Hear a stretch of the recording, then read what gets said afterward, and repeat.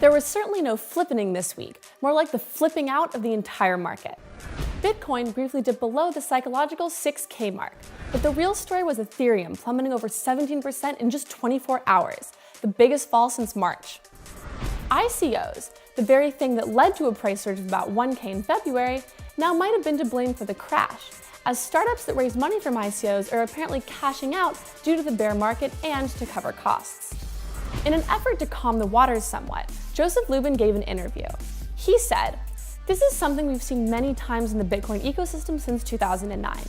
6 big bubbles so far, and each more epic than the previous one." He went on to say that each bubble brings on more entrepreneurs and developers into the space, so that they're not such a bad thing after all.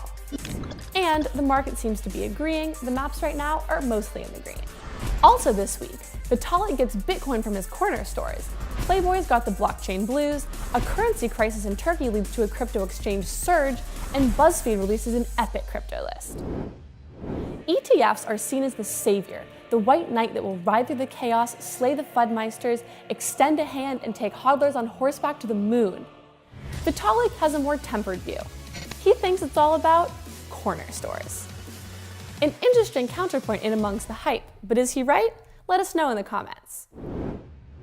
Playboy is mad they are not on blockchain. The adult entertainment company is suing Canadian firm Global Blockchain Technologies, GPT, for fraud and breach of contract.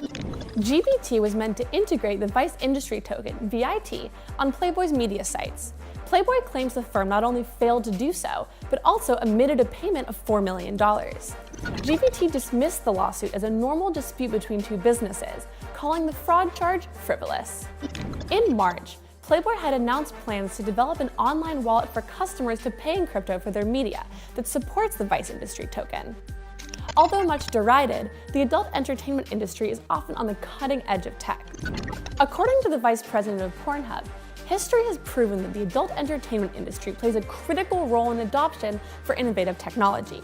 We saw that with VHS, Betamax, credit card payment loans, and most recently, VR goggles. Crypto trading volumes on Turkey's exchanges has skyrocketed this week following the currency crisis. One exchange reported a 63% increase in Bitcoin trading volumes, while others are up 35% and even 100%. The surge is in thanks part to the fact that Turkish banks still work with exchanges in the country, allowing new adopters to enter the space without too much trouble. Bitcoin may be the safest place at the moment. The dispute between Donald Trump and Erdogan over steel tariffs shows no signs of being resolved. Desperate measures like Erdogan calling on Turkish citizens to exchange dollars, euros, and even gold for lira is not helping the situation. The lira is down 45% this year. Can Erdogan weather the storm? Well, he did appoint his son-in-law's finance minister, prompting The Guardian to label the minister the Jared Kushner of Turkey. Take from that what you will. You know it's a bad week when Brian Armstrong cast doubt on mass adoption. The Coinbase CEO said that he thinks mass adoption of Bitcoin is still a long way off. According to Armstrong, "I think it will be quite some time before you cross the street to Starbucks and pay with crypto."